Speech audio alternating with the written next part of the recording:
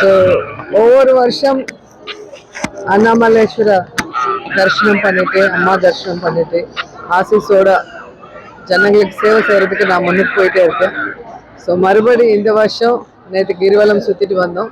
இன்னைக்கு அற்புதமாக அருணாச்சலேஸ்வர அபிஷேகம் அம்மா அபிஷேகம் பார்த்து ரொம்ப சந்தோஷமா இருக்கு.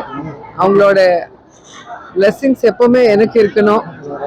என் மூலமா ஜனங்களுக்கு நான் நல்லது செய்யற மாதிரி அவங்க எப்பவுமே என் கூட இருக்கணும்னு வேண்டிக்கிறேன். அண்ட் எங்களோட லீடர் ஜெகன்மோகன் ரெட்டி ஜனங்களை நேசிக்கிற லீடர். ஸோ அவர் 2வது வாட்டி சிஎம் ஆகணும்னு மனப்பூர்வமா வேண்டிக்கிறேன். அண்ட் நான் 3வது வாட்டி எம்எல்ஏவா வெற்றி பெறணும்னு ஐயாவும் அம்மாவும் வேண்டிக்கிட்டேன். தொடர்ந்து ஆந்திராவில் தேர்தலுக்கு முன்னாடியும் சரி தேர்தலுக்கு பிறகும் சரி வன்முறைகள் அதிகமா இருக்கு. பல அபிஷியல்ஸ் எல்லாருமே வந்து கேன்சல் பண்ணிருக்காங்க. நீங்க அதை எப்படி பாக்குறீங்க?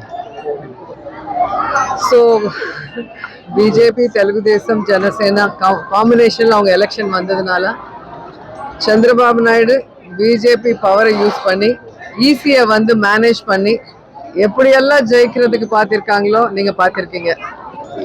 கலெக்டர்ஸ் எஸ்பிஸ் எல்லாருமே டிரான்ஸ்ஃபர் பண்ணுறது, அவங்க மேலே என்கொயரி பண்ணுறது அண்ட் ரொம்ப டென்ஷன் பண்ணிட்டாங்க ஸ்டேட்டில். ஆனால் ஜனங்க கிளாரிட்டியோட இருக்காங்க.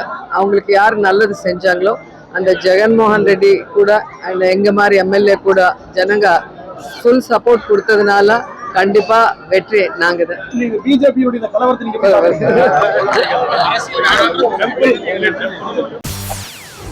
செய்திகளை உடனுக்குடன் தெரிந்து கொள்ள உடனே சப்ஸ்கிரைப் பண்ணுங்க.